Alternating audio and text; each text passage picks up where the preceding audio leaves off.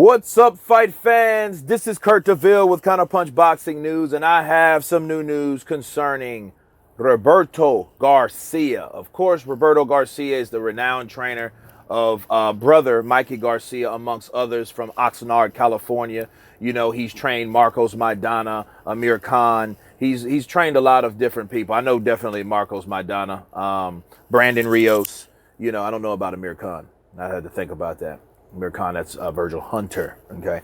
But anyway, he had this to say about Anthony Joshua and Andy Ruiz. He said that Anthony Joshua fought scared. He said he fought scared. He used to think that Anthony Joshua was that guy that was the real deal because, of course, I covered it. And now Roberto Garcia thinks that he fought scared. He boxed him for 12 rounds, which was a scared approach to him, right? So, of course, they didn't really ask him too much about Andy, but he did have this to say about Andy.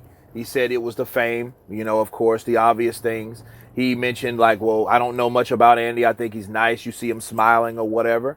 But, you know, I think maybe it's drugs. Maybe, you know, or the lifestyle. Gangs, he mentioned gangs. And, you know, and that's the first time I ever heard that. So I just wanted to, you know, share that with you guys. Jesus, it's sunny out here. But anyway, but anyway, he said he boxed, he boxed, he fought scared.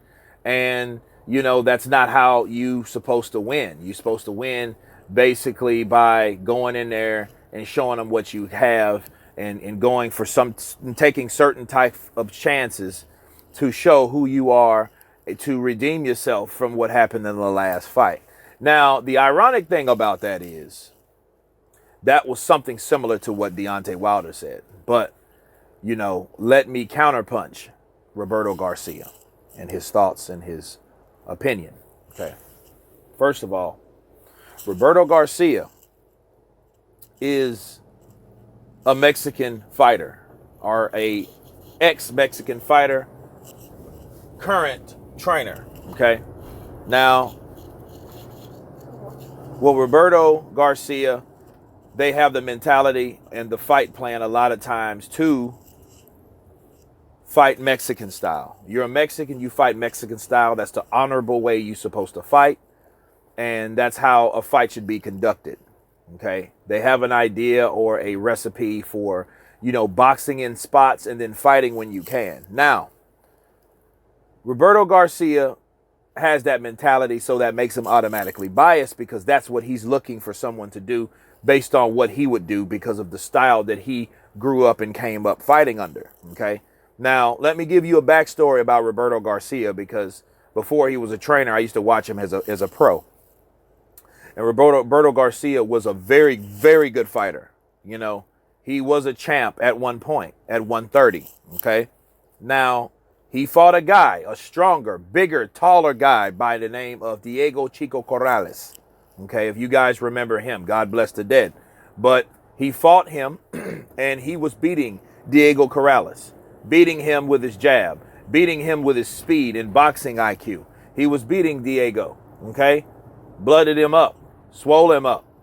But the problem was he stayed too long trying to fight and bang with a bigger, stronger fighter. Therefore, he was knocked out in that bout and lost that belt, okay? Now, if that should tell you anything about Roberto Garcia, after they asked him what went wrong, and he said this, well, I'm a fighter, I'm a warrior, and I, you know, wear my heart on my sleeve, and I just wanted to show people that I was a warrior in there, you know, and I wanted to take it to Diego Corrales, but, you know, he was stronger, and, you know, he caught me with some punches, and then, you know, that's how it is. This is boxing. No, this isn't boxing, okay? What that was what he was doing was fighting, was brawling. That's what he was doing. And a lot of Mexicans, it's exciting as fuck, don't get me wrong, right? They have this idea that you have to go in with a particular fight or a particular mentality to go in and hurt your opponent and let your opponent trade, and you guys supposed to test each other's will instead of each other's intellect, okay? So they're thinking more of, hey, let's see how tough you are versus let's see how smart you are. There's two different things. Floyd Mayweather said it best. It's nothing cool about taking punishment. But the mentality of someone like Roberto Garcia, Marcos Maidana, and others, Andy Ruiz, they want to see in trade punches, see how tougher they are.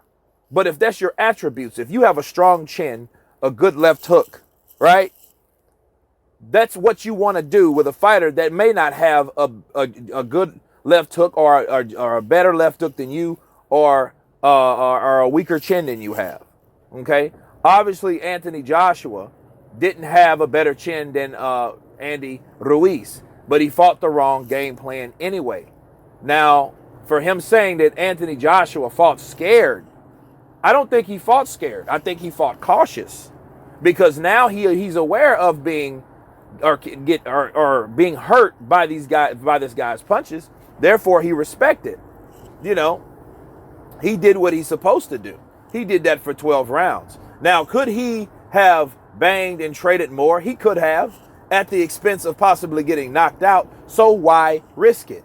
You know, a lot of times people look at things and say, well, he could have done this, he could have done that more. But then again, coming from the same person that could have taken his time, picked Diego Corrales apart like Roberto Garcia had Diego Corrales. As a matter of fact, I'm going to find those highlights and place them below and seeing where his downfall was, and show that his game plan, or what he thought Joshua should do, didn't work for him. Okay?